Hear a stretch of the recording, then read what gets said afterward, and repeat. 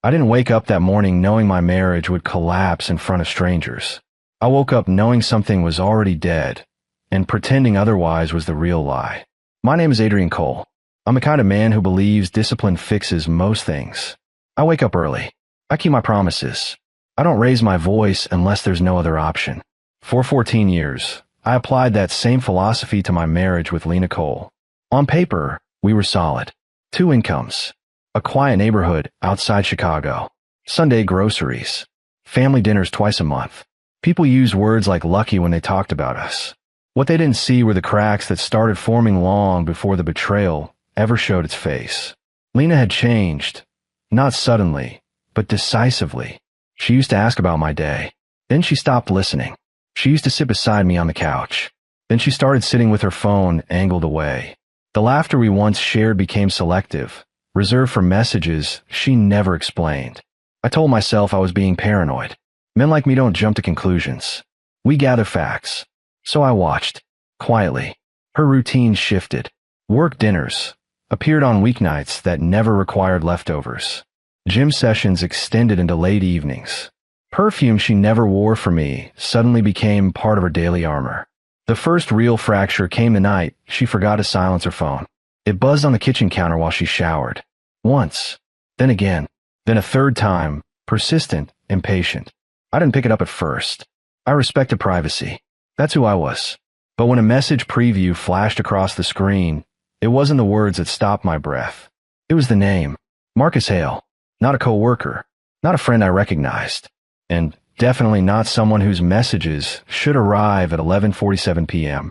I didn't open the phone. I didn't need to. The frequency alone told me more than any words could. That night, I slept beside my wife and stared at the ceiling, realizing something far more painful than anger. She wasn't reckless. She was confident. Confident enough to believe I'd never look closely. Over the next few weeks, I began to live a double life of my own. By day, I was the same dependable husband, polite, steady, predictable. By night, I became observant. I noticed how she dressed differently when she ran errands, how her phone never left her hand, how she accused me of being distant, as if laying groundwork for something worse. Then came the lie that confirmed everything. She told me she'd be attending a weekend seminar in Milwaukee. 2 nights. Company sponsored. I checked the company website. No seminar. That weekend, I didn't confront her. I didn't call. I didn't beg. I did something far more dangerous. I prepared. Because here's the truth no one tells you about betrayal. Revenge doesn't start with rage. It starts with clarity. And clarity led me to someone who changed everything. A woman who had been asking the same questions I was, watching the same man from the opposite side of the lie. Her name was Rachel Whitman. And soon, our paths were going to cross in a way Lena would never forget. I didn't meet Rachel Whitman by accident. I met her because betrayal leaves patterns, and patterns, when followed patiently, always lead somewhere. By the time Lena left for a so-called seminar, I already knew the hotel. Not from spying. From receipts she forgot to delete from our shared email archive. A boutique place near the river. Too expensive. Too intimate. Not the kind of place companies book in bulk. I drove there that Friday night and parked across the street. I didn't go inside. I didn't need to. I watched. At 8:17 p.m., Marcus Hale arrived. He looked exactly like the kind of man who believed consequences were for other people. Confident stride. Tailored jacket. Phone pressed to his ear like the world existed to answer him. He checked the lobby once, then again, waiting. At 8:26, Lena walked in. She didn't look like my wife in that moment. She looked lighter, freer, laughing before he even said anything. When he touched the small of her back, she leaned into it without hesitation. That was the moment something inside me finally went quiet. Not numb, focused. I left before they reached the elevator. That night, I didn't drink. I didn't pace. I sat at the kitchen table and opened my laptop. I went through months of bank statements, emails, calendars. I built a timeline, not out of obsession, but preparation. That's when I found Rachel's name. A joint credit card account. Marcus and Rachel Hale. I searched her social media. Not obsessively, methodically. She wasn't flashy. No dramatic captions. Mostly photos of hiking trails, quiet dinners, books stacked on nightstands. The kind of life that suggested loyalty. The last photo of Marcus appeared 8 months earlier. 8. I didn't message her immediately. That would have been emotional. Sloppy. Instead, I waited until I had proof, clean, undeniable proof. 2 weeks later, Lena made her mistake. She left her tablet at home. This time, I didn't hesitate. I didn't dig through conversations. I didn't need to. One thread stood out. No name, just a heart emoji. Inside were plans, complaints about me, promises about a future that excluded reality. I took screenshots. Every one of them. Dates, times, locations. Then I sent a single, carefully worded message. You don't know me. I wish you didn't need to. But I believe we're connected by the same person and the same lie. If I'm wrong, I'll apologize and disappear. If I'm not, I think we should talk. I attached 3 screenshots. Nothing graphic, nothing sensational, just truth. She replied 12 minutes later. I've been waiting for someone to say this. We met at a cafe halfway between our neighborhoods. Neutral ground. Public. Safe. Rachel arrived early. She looked tired. Not broken, but worn down by doubt that had nowhere to land until now. She didn't cry when I told her everything. She nodded, asked precise questions, took notes. Then she surprised me. I found hotel charges too, she said calmly. I told myself they were conferences, business trips. I wanted to believe him.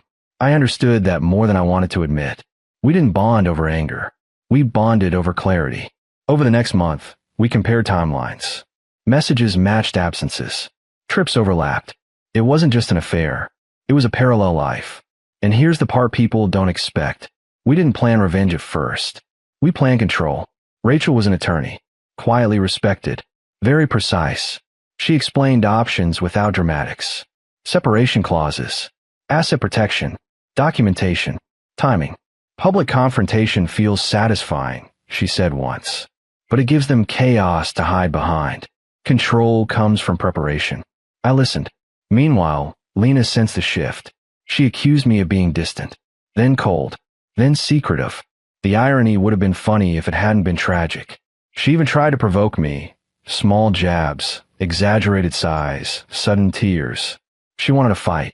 She wanted me loud and reactive, so she could paint herself as misunderstood. I stayed calm. That unnerved her more than anger ever could. Then she did something reckless. She showed up at my workplace one afternoon, unannounced, made a scene in the lobby, accused me of pulling away and acting suspicious in front of coworkers. I didn't react. I apologized softly, promised we'd talk at home. She smiled, thinking she'd won something. She had no idea that moment sealed her fate. Because Rachel and I had already decided. We weren't going to explode their lie.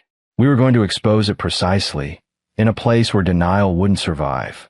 A place where Lena believed she held power. A place where Marcus believed he was untouchable.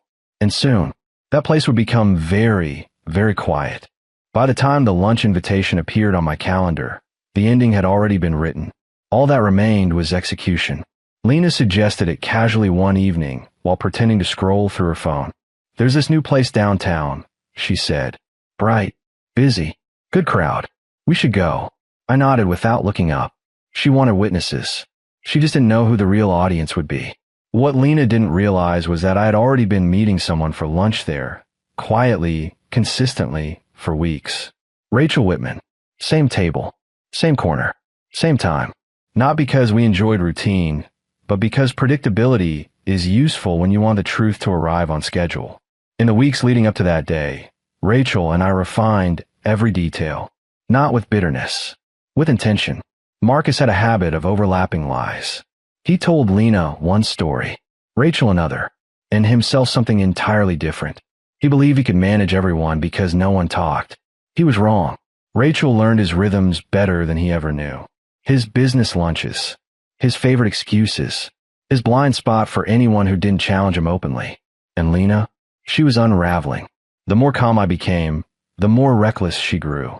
She searched for signs on my face, tried to provoke jealousy, invented arguments. One night, she accused me of having an affair. I looked at her then, really looked, and for the first time, I didn't feel anger. I felt distance. You're projecting, I said quietly. She froze. The day of the lunch arrived cold and bright.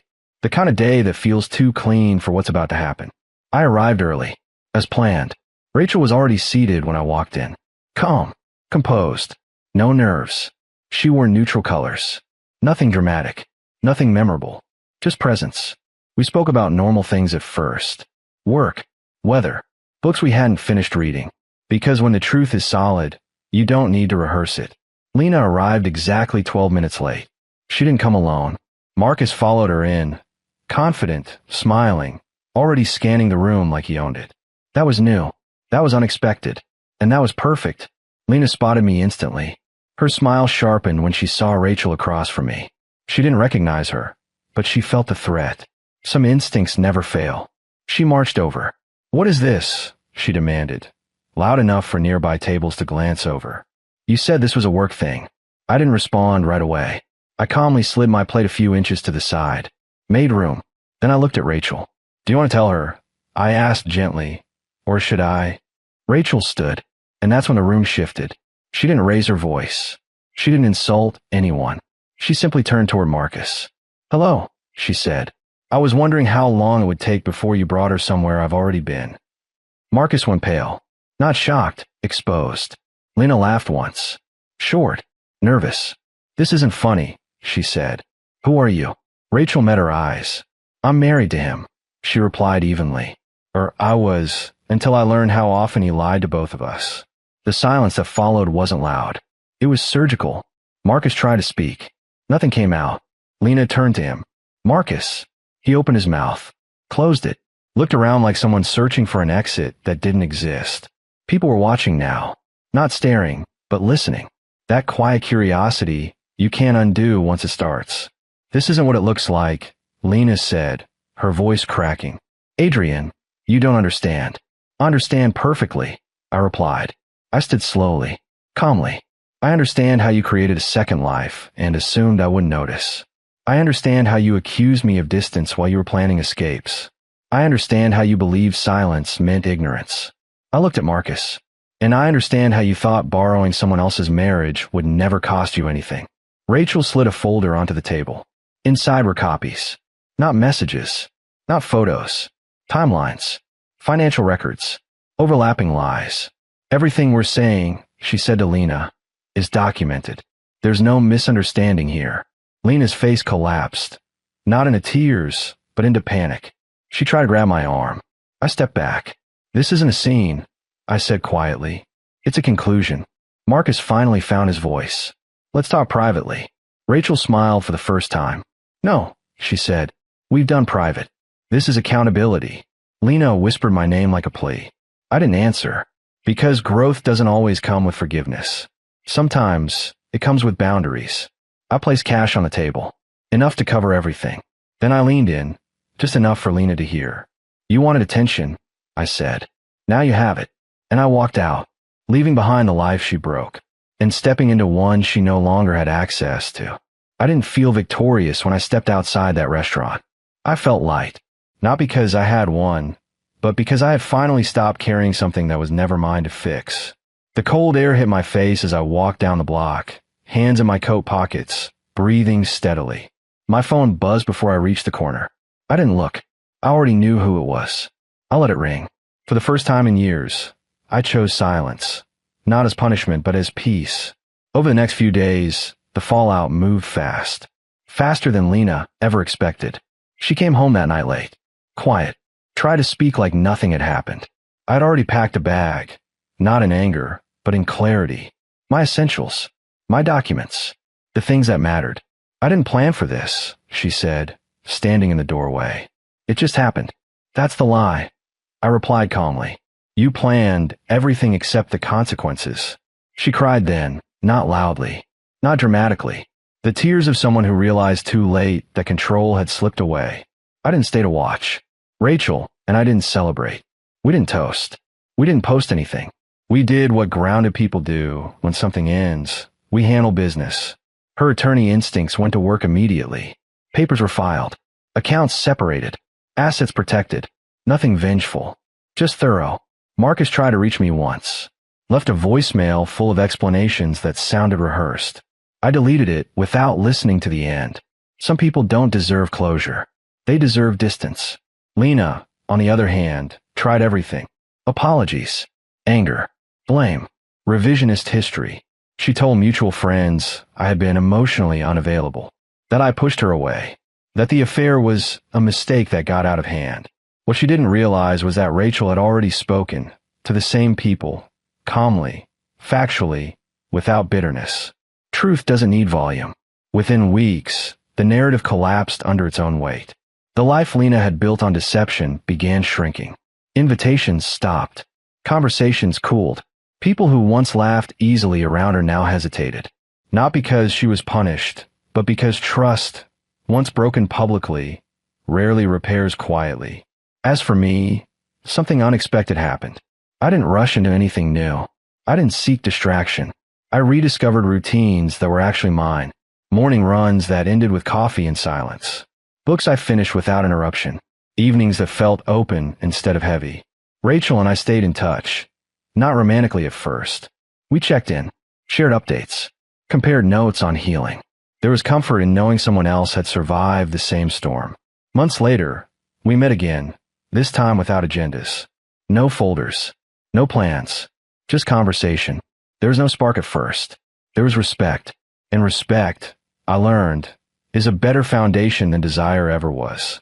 Lena sent one last message 3 months after the divorce was finalized. I didn't know you were capable of walking away like that. I typed a reply, deleted it, typed another, deleted that too. In the end, I sent nothing.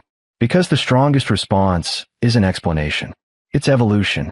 I don't tell this story because I enjoy remembering the betrayal. I tell it because too many people think strength means confrontation, volume, destruction. It doesn't. Sometimes strength is a man quietly moving his plate, creating space for truth, and walking away without looking back. I didn't raise my voice. I didn't insult anyone. I didn't need to. The truth spoke loudly enough. And for the first time in a long time, I listened to myself.